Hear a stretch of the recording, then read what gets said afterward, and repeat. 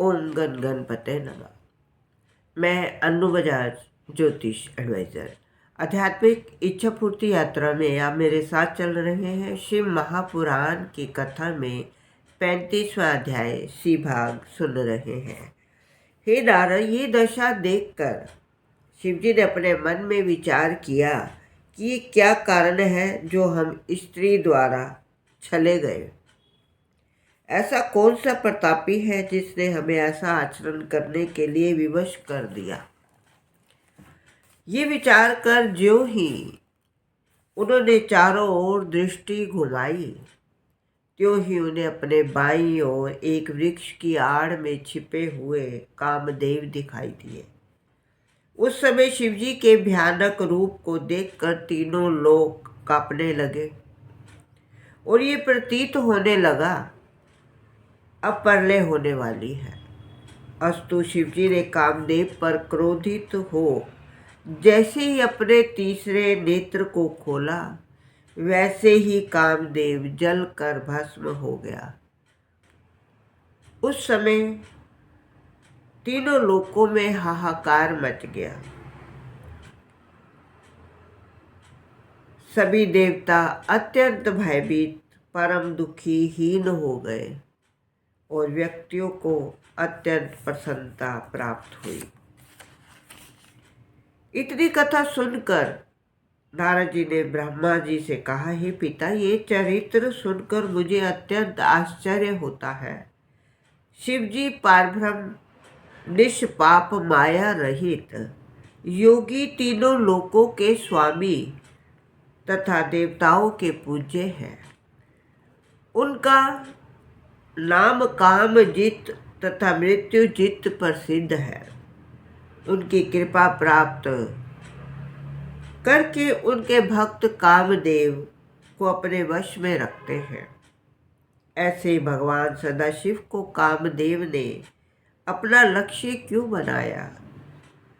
सुगमता पूर्वक उनके ऊपर विजय कैसे प्राप्त कर ली? ये सुनकर ब्रह्मा जी ने उत्तर दिया, हे नारद, मैं तुम्हें ये वृत्तांत सुना चुका हूँ कि पहले मैंने संध्या नामक एक कन्या को उत्पन्न किया था। मैंने मनमथ अर्थात कामदेव को जन्म दिया। फिर कामदेव को ये वरदान भी दिया कि तुम तीनों लोकों के स्वामी बनकर सब लोगों को वश में रखोगे। यहाँ तक कि मैं विष्णु तथा शिव भी तुम्हारे वशीभूत हो जाएंगे। मुझसे ये वरदान पाकर उसने सर्वप्रथम मेरे ऊपर ही बाण छोड़ दिया। मुझसे कुकर्म करना चाहा। तब मैंने उसे ये श्राप दिया कि तुम शिवजी के तीसरे नेत्र को ज्वाला में पड़कर भस्म हो जाओ। इस श्राप के कारण कामदेव ने पहले तो शिवजी को अपने वश में कर लिया। वह शिवजी के तीसरे नेत्र की ज्वाला में पड़कर भस्म हो गया।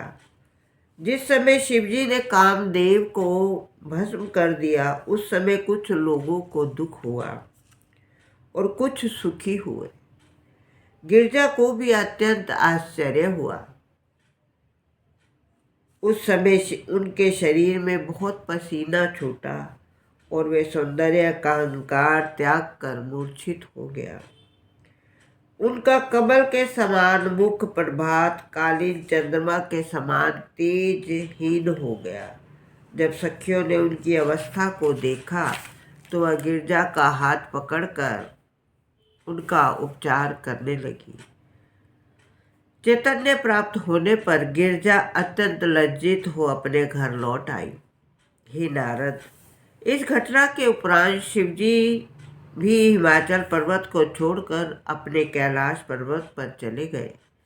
शिवजी के साथ चले जाने पर गिरजा की ये दशा हुई कि वे हर समय शिवजी के चरित्रों का ध्यान करती हुई उन्हीं का स्मरण करने लगी। कामदेव की स्त्री रति ने जब अपने पति की मृत्यु को देखा तो वह बहुत प्रकार से विलाप करती हुई उठी। वह अपने पति के चरित्रों का वर्णन करती हुई हाय हाय शब्द का उच्चारण करती थी, अपने शरीर की शुद्ध बुद्ध को भुला बैठी। जब उसने कुछ चैतन्य प्राप्त हुई तब वह अपने पति के शव को संबोधित करते हुए इस प्रकार कहने लगी, हे स्वामी, मैंने आपको पहले बहुत समझाया कि शिवजी के साथ वैर करना उचित नहीं। हे नाथ, आपने मुझे कुछ भी नहीं कहा और मुझे त्याग कर अकेले चले गए। अब मैं अनाथ रहकर क्या करूं? संसार में कोई किसी का दुख देखकर स्वयं सुखी नहीं रहा, उसे कहीं आनंद नहीं मिलता। जैसा किया, मुझे त्याग कर अकेले ही शिवपुरी को चले गए। अब मैं अनाथ बनकर रही हूँ। जैसा किया उसका फल अच्छी तरह पा लिया।